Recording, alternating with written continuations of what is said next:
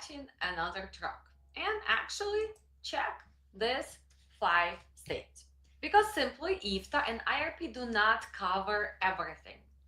Your truck must have an active authority, insurance, appointed plates, and IFTA license, and current decals, and still be operating illegally because the company forgot to get state permits. The 5 states that every dispatcher, safety manager, carrier, and owner operator must remember are: number 1, Oregon; 2, New Mexico; 3, Connecticut; 4, Kentucky; and New York. Let's start with a real request I received today from the carrier. Alex, I already have New Mexico account open, but I never got permit because this year I did not go through New Mexico.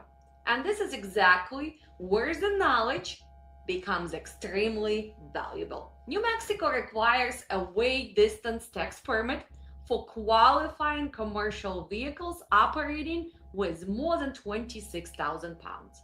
So having a New Mexico account number does not automatically mean that correct permit is in your truck.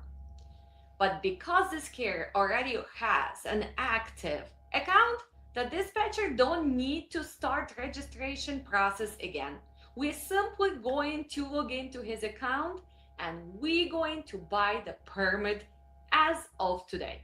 He's actually loading in Georgia. Today is Friday. I'm gonna do it within 5 minutes, and his permit is still gonna be valid till the end of 2026, and the cost is only $10. What do you need to know? Well, you will need to know the VIN number, the full VIN number for the truck. You will need to make sure that you know the class, which is going to be 27, because we can scale up to 80,000 on the weight. We're going to need the plate number. We need to know the state which that plate comes from, and we simply going to do this as a dispatcher. So as a dispatcher, you don't just find the loads. You have to help your carrier with a simple task like this. But remember, getting the permit does not eliminate your quarterly reporting. So if the New Mexico account remains active, the carrier may still have to file return. And since today is actually July 31st, we're not going to be entering New Mexico until August, whatever, 2nd. So that means me as a dispatcher or safety manager, I will need to go back and actually I will need to make sure that I file those miles on the 3rd quarter, which has to be done in October. So let's go back to Oregon. The Oregon has its own weight mile tax system for qualifying vehicles operating in Oregon. There's a 2 options. You might get temporary permit. In this case, I recommend you to register for Oregon Trucking online account, get approved. So in this case, you can just log in, get the permit for your truck while he's gonna go there. So we call it temporary permit. Or you can also have your annual account. So again, same rule. It has to be over 26,000 pounds, the equipment. The tax in Oregon is based on miles and the weight. And before entering Oregon, you have to have those credentials. And the Oregon is not the state where you should guess the mileage. You need to track where is the truck entered Oregon, where is he gonna be exiting, which routes he's gonna be traveling, and how many Oregon miles he is gonna travel. Also the weight for the truck, the documents supporting the trip. So if your ELD shows that you have 420 Oregon miles, but your tax return is going to have 190, well, you will need to explain the difference. Oregon may require also that you put commodity that's gonna be in your truck for this trip. Your driver last name, first name is optional, but I usually put because I don't want to have any problems. You need to know the truck number, you need to know the odometer reading for your truck, and you have to remember that you cannot even fuel if you're not going to have that permit. So if you have a driver who is telling you, it's okay, I'm gonna wait until way station's gonna close, I'm gonna take the smaller routes and go around, guys, it's not going to work.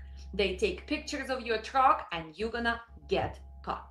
Also remember that late reporting can produce additional charges. And if you fail to pay those fines, well, your account's going to be suspended. And if your account in Oregon is suspended, the driver cannot simply say, oh, I did not know, my dispatcher did not know. And the biggest thing that Oregon is require the security deposit, which is $3,000. So call your agent and instead of paying $3,000, ask to help you with the bond for Oregon. And approximately it's going to be $100. So if you are new to this operations and you are a new dispatcher, make sure that you understand this. Oregon is a harsh reality and it's not that easy to deal with them if you going to have violation, if account is going to be suspended, if you own the money, because now if the truck is stopped, well, your delivery is late, the broker is angry, you are out of service, and you will need to probably show up in person to the court. So pay attention to Oregon. Let's continue with New York. While New York requires a highway use tax certificates and the hot decal for trucks that operating with more than 18,000 underweight. Yes, that little New York hot sticker matters. Remember, it's given to you for 2 years, it goes by colors, and the decal must be assigned to the correct truck. It cannot be transferable. So when I am talking to the correct truck, when you receive stickers, those hot stickers, let's say you have company with 5 trucks, that number is gonna be assigned exactly to this 2022 Freightliner, exactly to this VIN number, exactly to this plate number. So don't do the mistake that most safety managers do. They receive the envelope with 10 decals, they simply go to the yard and they start giving them away. Well, there is gonna be a list, so make sure that you're giving it to the correct truck. You cannot remove the sticker from one truck and place it on another truck because the first unit, for example, is leaving you. You cannot assume also having a New York account means that every truck in the fleet is actually your truck. When a carrier adds or replaces a truck, someone must verify that the unit has a proper certification and decal. And here's the crazy part. The official hot certificate and decals fee are so expensive. Guys, I'm joking. It's only $1.50 per vehicle. So what is the reason not to open an account, not to have the correct hot stickers, and make sure that everything is updated? I don't think there is a reason at all, unless you don't know how to do it, unless you're listening to drivers who tell you, I've been driving without hot sticker for 10 years, but you also have to know that the fines in New York are extremely high and it can go up to $10,000. So here, on one hand, you have $1.50 for hot sticker. On this hand, you have a fine up to $10,000. Well, tell me, is that a smart idea to learn how to do this and simply follow the rules, regulations, and state laws? Well, New York fines very tricky. And New York is not going to be really kidding with you. And when your truck is out of service, you will have to pay that fine. And you cannot really pay with credit card. It has to be certified check. And now, again, you have a bad reputation, you're late, and bad safety score. If the account is active, but the carrier had no New York activity, you do not have to file New York taxes. And the biggest news in the last year or two that most of the carriers are not on a quarterly filing requirement. So a lot of companies have to file annually. What that means? That means that your trucks still have to have the hot stickers. That means that you are filing New York miles in your jurisdictional state. Let's say I am in Indiana. Every quarter, I still gonna put New York miles. But I am not really gonna log into my New York account to do quarterly filings. When I'm gonna do it? Well, I'm gonna do it in January of 2027. And I want to warn you, make sure that you go and download all 4 quarters for 2026 and you add those miles correctly. You need to know miles for each truck because remember, when we're gonna be putting the miles, we have to put which truck was driving through New York. So that's why do not wait till January 2027. Every quarter, you should have the data. Make sure you save it in your TMS, make sure you save it on your spreadsheet, or maybe you still using the paper notes. Whatever you do, just break it down so when January comes, you can do it. So this is going to be all based on the weight and the miles, and you also have to qualify. Was your truck laden or unladen? What does it mean? Well, laden, that means that he was under the load. And unladen, that means that he was empty. And here is the biggest scam. You think you are so smart because for unladen miles, it's less money to pay per mile. As suddenly you have a fleet with 20 trucks. And I guess what? They all were empty driving through New York. Guys, this is the biggest no to do. Usually, you really need to know when was truck empty, when was he loaded, but if you don't track that correctly, at least break it 90% you were loaded, 10% you were unloaded. Well, let's go to our state, which is kind of neighboring New York, and we're gonna talk about Connecticut. Well, the rates currently range from 2.5 cents per mile, and also we need to pay for all the trucks which are heavier than 26,000. And if you were loaded, it's going to go to 17 cents. This is not automatically handled by filing your own IFTA in Indiana or Illinois. You still need to log in to Connecticut account and you still need to pay quarterly miles. And can you pay for the whole company? No, you will need to add each truck that was traveling to Connecticut. Let me give you a simple example. You had 10 trucks. Only 3 trucks this quarter were traveling through Connecticut. As a safety manager, as a dispatcher who is filing IFTA, you're going to log in and you only gonna add those 3 trucks. You do not have to add the next 7 trucks and put zeros. So that makes it easier. But in order to do that, well, you need to have your data for your equipment, which we have anyway. We have all our list for our trucks with their VIN numbers, number of the truck, the weight. We need to know who made our truck, which model is this, right? Who gave us the plate, which state. So we have all of that. We have the same list for our trailers. We have the same list for our active drivers, terminated drivers, applicants, and we have to maintain that everything is correct. So safety, this is simply a system.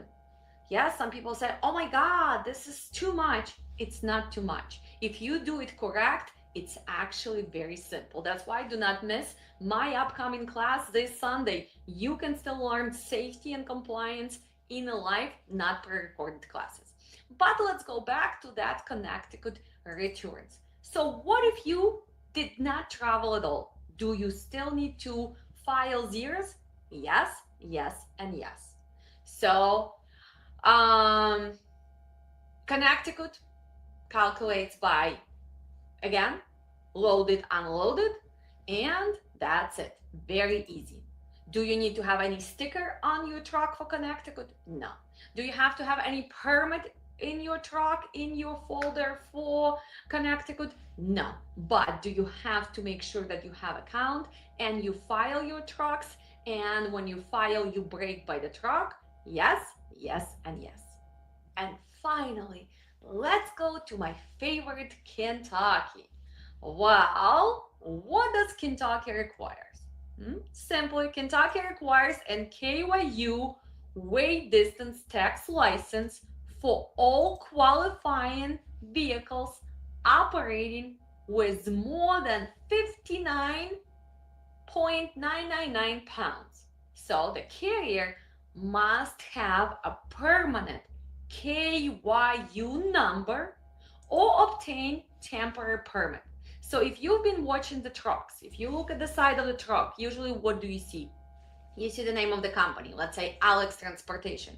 You see that I'm in Schaumburg, Illinois, and then what else do you see? Well, you see KYU number, right? So you also have US DOT number and then KYU number. So that's what you need to obtain.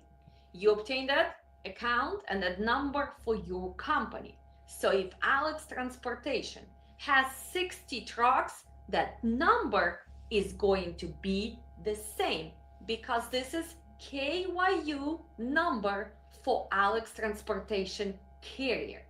Well, inside of that account, I will add all my 50 trucks, my inventory. And in that case, again, what do I need to do?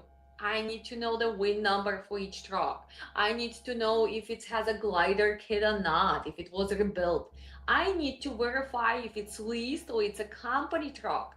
I need to put the plate number, the make of the truck, the model. So the same stuff that we needed for New Mexico, that we needed for Oregon, that we needed for New York, that we needed for Connecticut. So do I still have to tell you that your list of your equipment, of your drivers, of your IRPs should be actually updated and easy to copy paste, copy paste, copy paste? And again, if you're a huge mega carrier, your safety department can put the bulk upload in all those accounts. So hopefully you are that company and you don't really need to watch my account because you already grew to this big size and you should know your safety. But here is the funny part. Sometimes I consult the big mega carriers who have a safety departments and they make such a silly mistakes. So doesn't matter the size of the company. Sometimes the company with 2 trucks has more knowledge than the company with 1,000 trucks. So never stop. Always educate yourself. Go to resources and make sure you know what you're doing. But let's go back to Kentucky. So getting the Kentucky number, it's only the beginning, right? The carrier must file quarterly returns. And if the company did not travel through Kentucky during this quarter, you still have to log in and you still have to put 0 miles. Kentucky warns you that it's going to be penalty and it's going to be $500 fee. So do not forget about that. Make sure you still go and you file zeros and always know your equipment.